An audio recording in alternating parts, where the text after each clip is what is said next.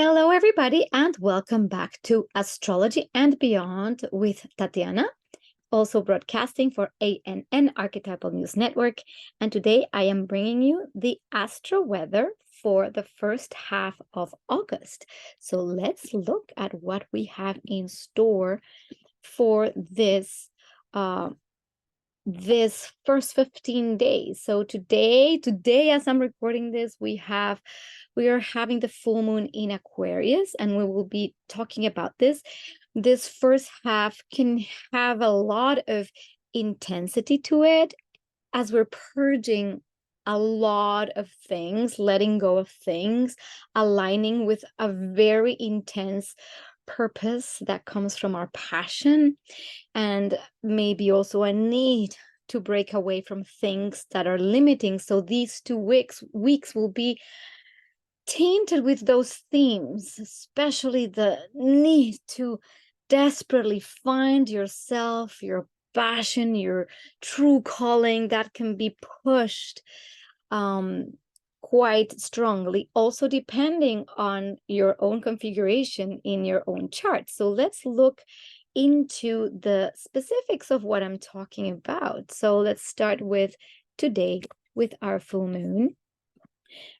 And our full moon in Aquarius denotes, with the full moon is at 9 degrees of Aquarius, as we can see.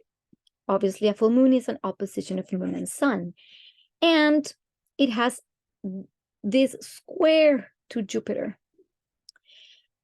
And this may be a challenge for some that are really, really needing to be seen for who they are and to be acknowledged in their true self, and need a big, big, big recognition. Like, please see me. So this can highlight a strong desire to be seen. And that is a positive thing when we just naturally are aware of self-validating. However, it can be difficult when it comes from a place of lack of confidence. So what could happen is we project this need into an overconfident persona that says, me, I know it all. It could be boastful. It could be even annoying. The please see me, look at me, I'm here, look, it's me, I'm in the center of the stage. And all we want is to recognize why this could be the case. What are we not aligning with? So it can be an energy that is echoing a little bit the nodes, which are the north node in Aries and the south node in Libra. It's a little bit of an echo, because when we have fire signs activated, it's all about the action and the spark and the fire inside. And this whole time will be showing us, especially today with the full moon, it can be showing us where our spark needs to be seen and how we can tap into it. I have a few little gifts for you today regarding that spark, because as you know, I'd like to share some insights from readings I do that I find very inspiring, for lack of a better word. And I'm reading from A Year of Forgiveness by Tina Louise Spalding. And this is a lesson, the lesson 206, which is exactly speaking to this energy that we're trying so desperately to connect to. So here it is, this little beautiful gemstone that I have for you. So it starts, no, by the way, this book is a channeling of Jesus. So again, if you resonate with channelings, with entities, with Jesus, with whoever, that's totally up to you. I'm just reading the wisdom behind the words that you can take or leave. So here it is. You are blessed beings indeed. I am the one you know as Jesus. You have wonderful and specific gifts. Some of you are singers. Some of you are writers. Some of you are wonderful parents. Some of you are amazing athletes. Some of you are inventors and scientists. You all have a particular thing that calls to you. Some of you may have several things that call to you. There is no particular pattern that is good, and only that is good. You are all good. You notice that as you become more educated in this society and funneled toward work and earning money, many of these passions fall away from you. They become a distant memory. It is now time in your Earth's evolutionary journey to reclaim these parts of you. They are intentionally removed from you. You will notice that there is not a lot of time in your school system for dancing, singing, painting, horseback riding, and all sorts of things.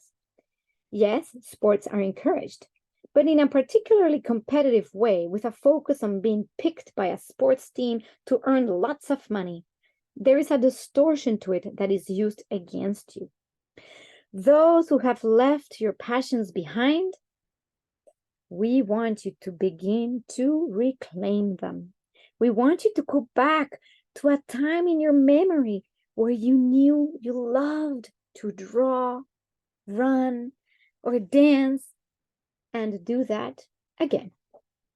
Yes, you may be older and out of shape, but you can do all these things in some form or another.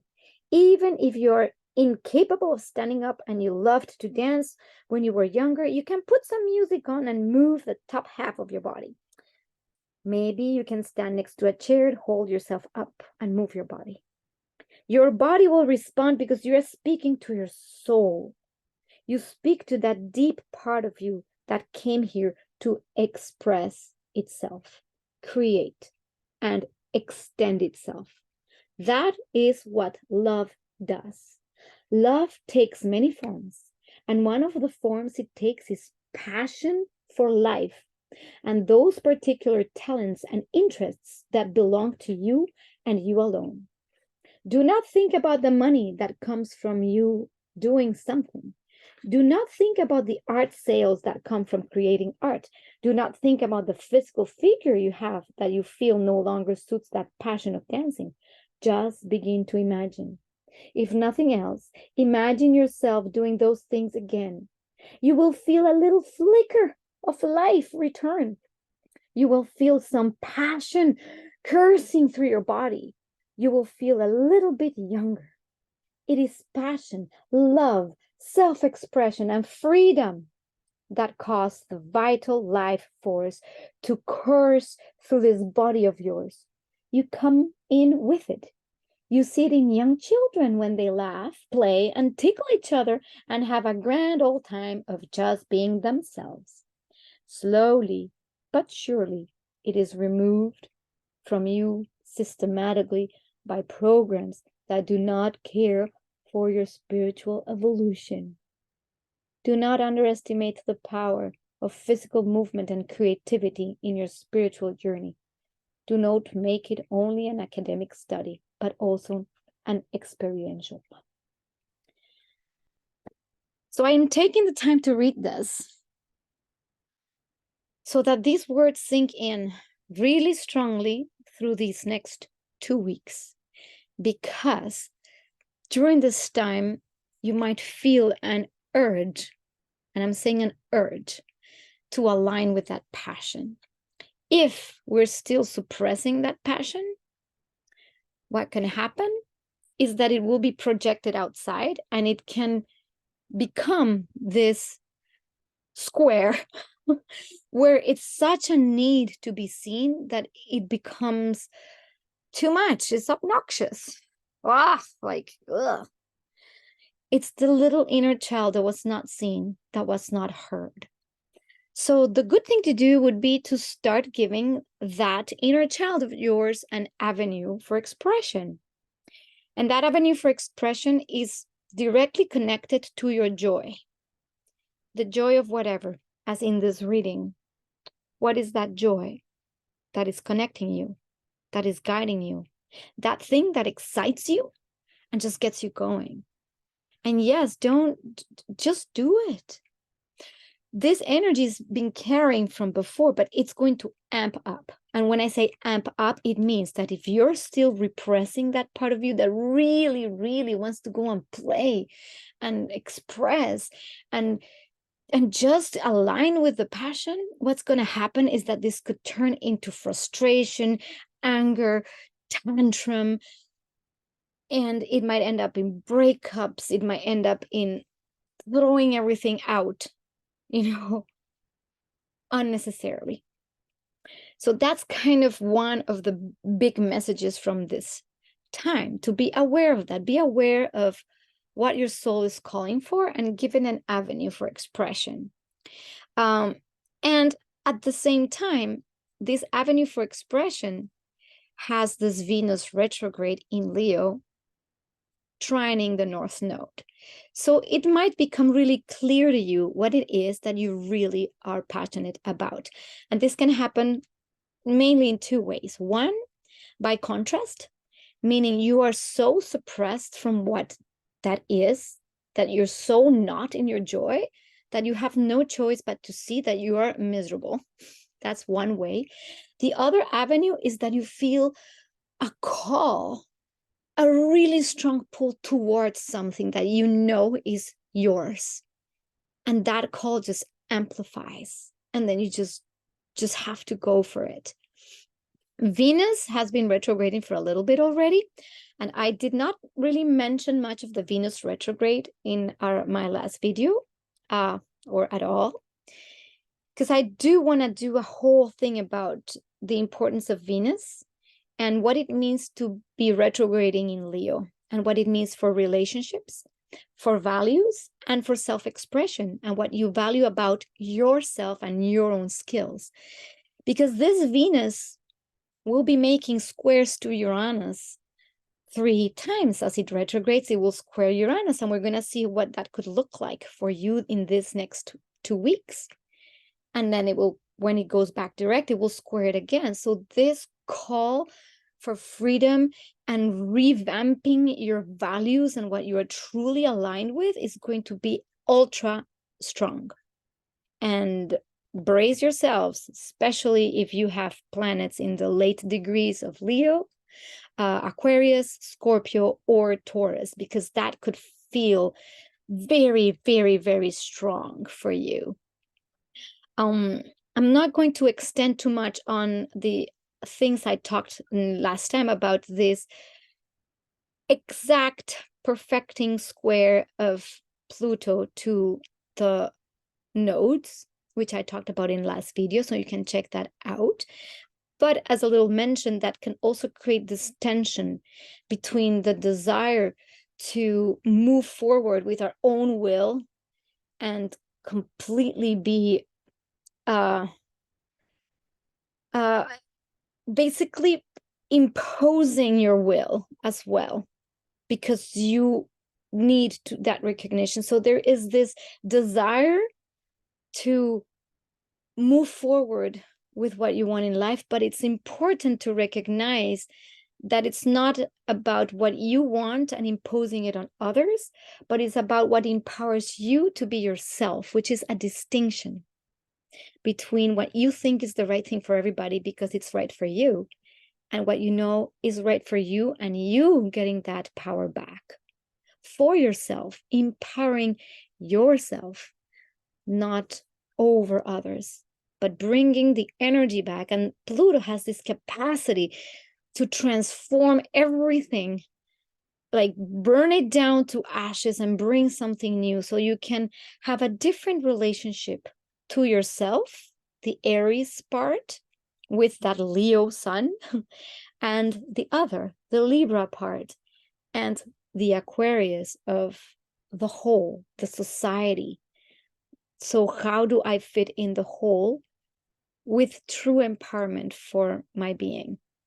So that is a little bit of this archetypal feel that we might be experimenting. And Jupiter, as much as it has this square to the full moon, it's also trining Mars. And we'll see that as Jupiter trines Mars, there is a huge capacity for sustained action. It's almost like that was blocked before by Saturn a little bit earlier in July, that you felt you wanted to move forward, that needed a little bit of planning. Now with Jupiter in the mix, it's almost like a red light is starting to come. You're starting to see the path, you're starting to see advancement, and opportunities might just show up, and you might actually do that with a lot of joy and bravado. Maybe it's just finding that one thing that you're like, this is it, and now I have the energy, the capacity, the endurance, and you're just going to do it because the energy is supporting it, and because it is in earth signs. It's grounding. You're going to start seeing manifestation. So that is one part of what I feel strongly with this beginning of the month. Now, that energy carries over, and I need to make myself teeny weeny small here. So I'm going to put myself here, and we're going to look at the Mars-Mercury-Jupiter trine. And I'd like to read a little bit about that, because towards August 10th, we're going to have some developments in the energy. And this is when I feel it could get very amplified, what I talked about a little bit earlier. And so I'd like to speak a little bit more to that trine, which has Mars and Mercury joining in Virgo, the organizer, the planner, with Jupiter, the opportunities, and opportunities for getting new resources and new ways of resourcing yourself with your own empowerment.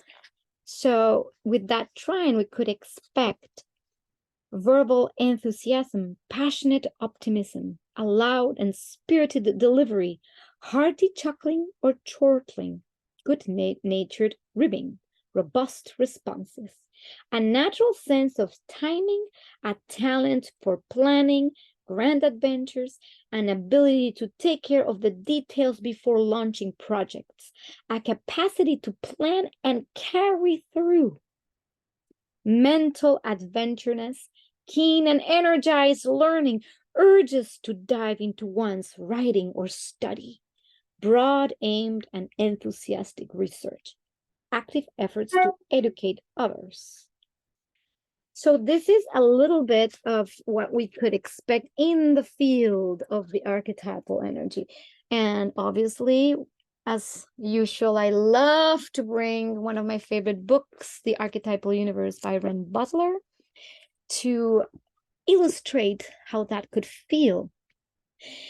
And this is that time. It is that time for getting your act ready to go. It's like the theater play is about to start, and this is the play of your life. You have rehearsed, everything's in place, all the actors are ready, the curtain is about to come out, and there you're gonna be in the middle.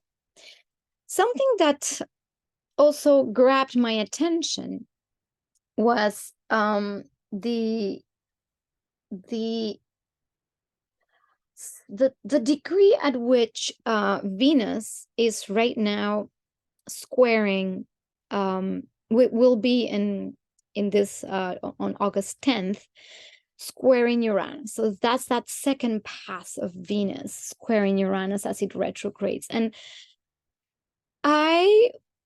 when I was preparing this, I felt this call to look at the 22, Venus at 22 degrees, 22 minutes, and Uranus at 22:55. And that 22 caught my attention, and I wanted to go and look at the Sabian symbol.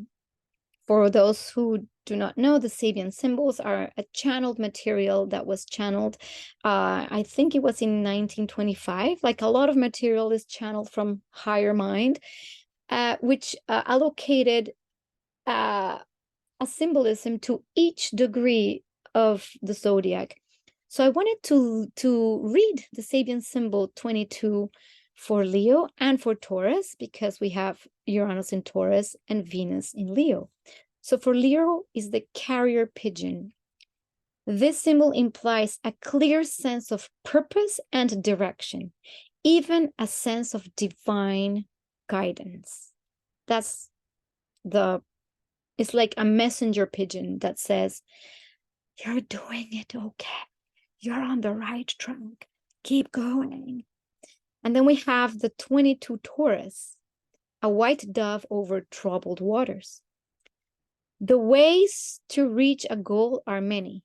In Taurus 22, the suggestion is to rise above matters.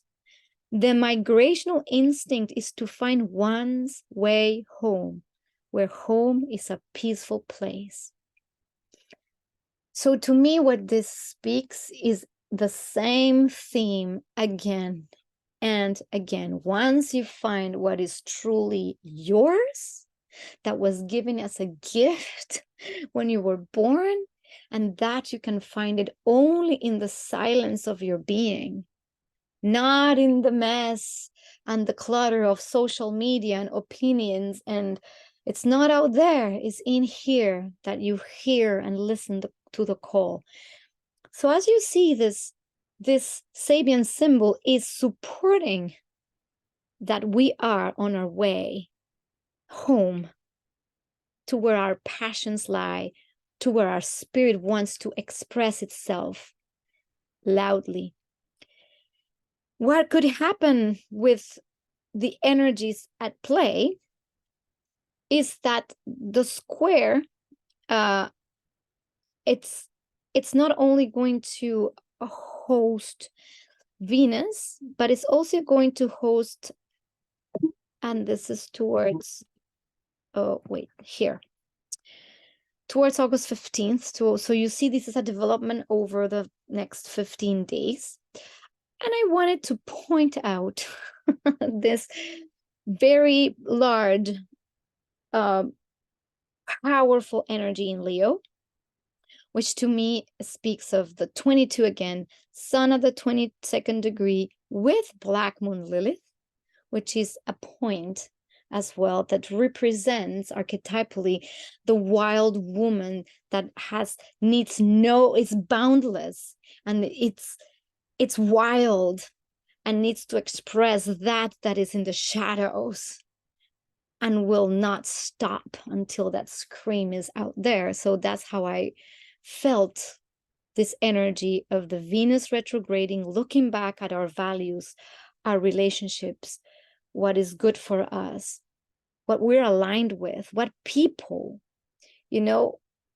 what activities, and then having the moon and the sun and sandwiching a sandwich of Black Moon Lilith with Venus, and all of this loosely, squaring Uranus, all of it as a bunch, to me gives this image. This is how I interpreted it archetypally.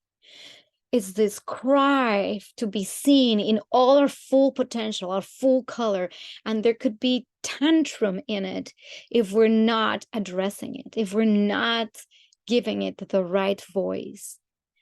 And that could come with breakups. Relationship breakups are very common with these squares. I'm done with this. And that could come. It could come with financial difficulties or instability, ups and downs, losses. It can come with many things because our values are being so rattled that until we see that our value is intrinsically within and it was imprinted at birth, we won't know.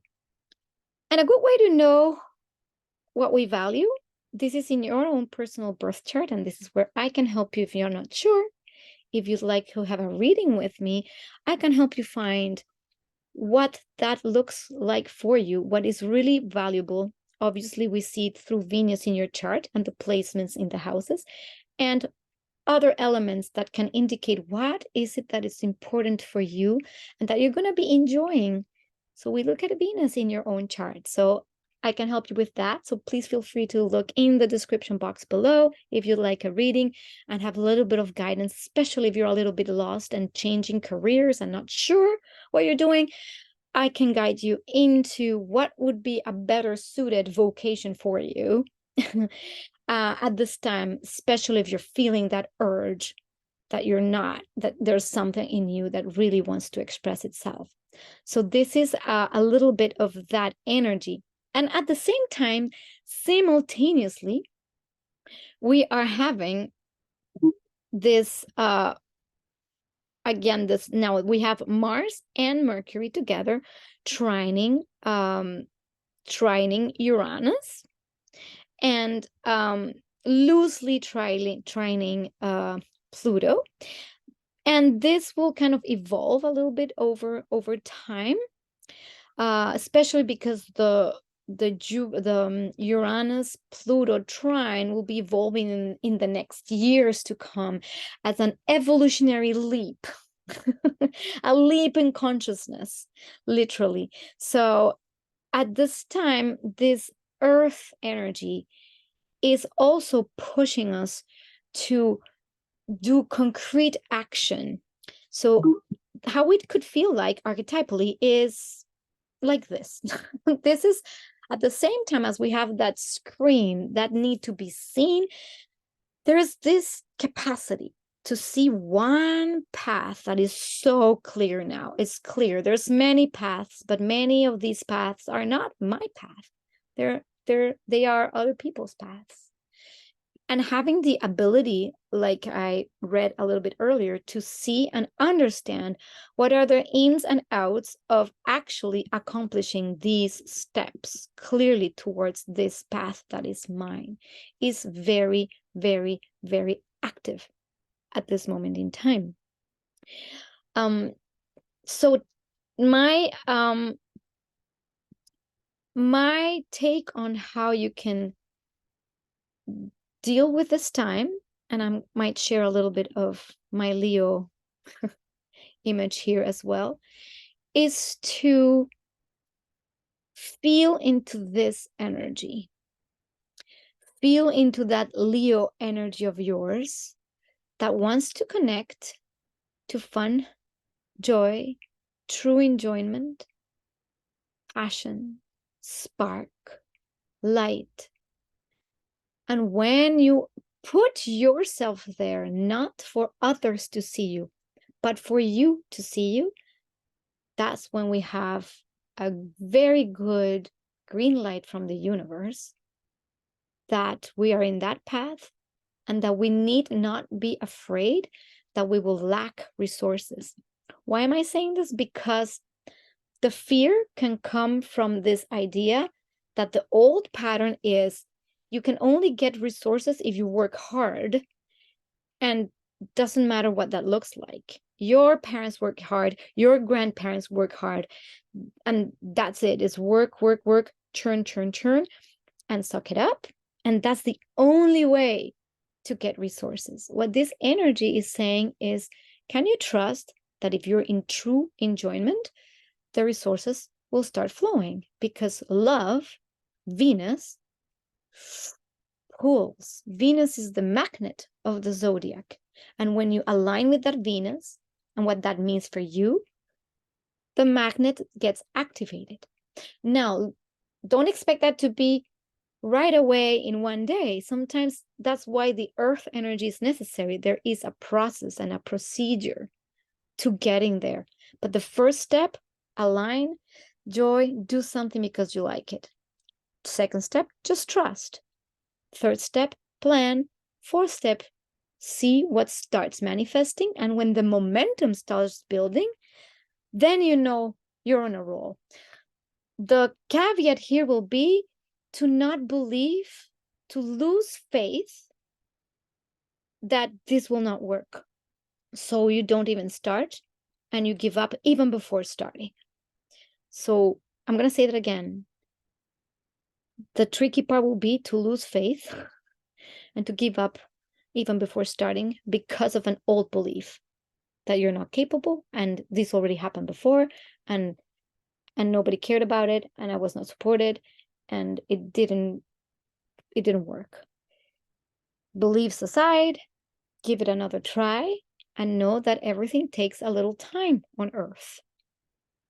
But everything gets created first in the ethers. And this is what you're being called to do right now, these next 2 weeks. Still, while Venus is in Leo and the Leo stellium is very active, this is the opportunity to find that space. And if you're not doing it, I recommend you actually do it again and again. And I will keep saying it until October. Until October, I'll keep poking at you until you go, I did it. And actually, it worked. I'm feeling connected. I feel the spark come to life. I'm feeling joy. Oh, this joy is reflecting back to me resources, and is reflecting back to me feedback. Okay? So let's take a deep breath. Put your hand on your heart. Know that you came with gifts that are only yours, and only you can express them. Even if there's other people that have similar gifts, you also have a way that is uniquely yours to express these gifts.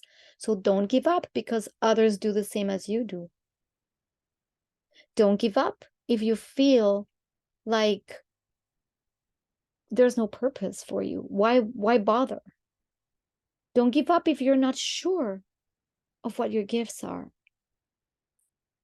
Just notice and go back to what is that thing that you know that when you're doing it, you just get completely lost in time. And that's how you find it. And then repeat. Okay. That was a little bit of a handful. Thank you all for listening. Please let me know in your comments below if and how you're finding, not if, how you're finding that passion of yours. Share with us in the community what is your passion, and we'll see. Everybody's a different passion. Share that with the community and we can energize it together. So even when you're seeing this video, we can energize that so we can all find our way and our way home to our hearts and our passion. Feel free to share, like, and subscribe. This way, this channel grows, I grow, my passion grows, my love for you grows, and the feedback comes back to me as well. So much love to you, and I will see you in the next video. Bye for now.